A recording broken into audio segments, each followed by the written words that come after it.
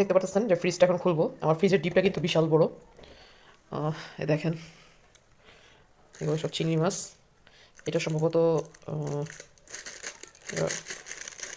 এটা সম্ভবত কাঁঠাল বিচি। এগুলো চিংড়ি মাছ, ওটা চিংড়ি মাছ, এটা ভিতর চিংড়ি মাছ, এগুলো দুধ। আর এটা পুরোটা হলো নারিকেল, নারিকেল কোরানো নারিকেল, ভালো করে প্লাস্টিকে মোড়ায় মোড়ায়। এখানে সম্ভবত 6টা নারিকেল কোরানো এখানে।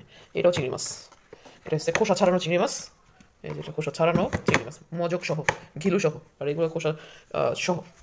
এই দেখেন, মূলত ভিডিওটা করার কারণ হলো কি, এটা আপনাদের দেখানোর জন্য না, মানে আপনাদের কাছ থেকে পরামর্শ নেওয়ার জন্য মূলত ভিডিওটা করা।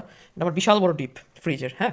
এটা উপরে পোর্শন বিশাল বড় ডিপ। এখনই দেখেন নিচে হলো মাছ আছে, নিচে প্রায় 18 থেকে 20 কেজির মতো মাছের পিস আছে নিচে। আর এই উপরে হলো 15 কেজির মতো মাংস আছে, মুরগির মাংস। আর এইটা হইলো কাঁচা টমেটো, কাঁচা টমেটো সিদ্ধ করা। আর এই নিচে হইলো আমড়া, কাঁচা আমড়া, সরি, এটাও আমরা, এটাও আমরা, দুইটাই আমরা। আচ্ছা যাক, আর বাকি সবগুলোই এখানে যে সব মাছ, আর উপরে হইলো মাংস। তো এখন প্রশ্ন হয়েছে, এই যে আমি এইভাবে রাখছি, আমি এখন যদি মাছ রান্না করার জন্য মাছ বের করতে যাই, তখন উপর থেকে মাংসের এই যে এটা মানে কি বলে প্যাকেট, এই যে প্যাকেটগুলো করে রাখছে পলিথিন দিয়ে, এটা ছুটে পড়ে যায় নিচে।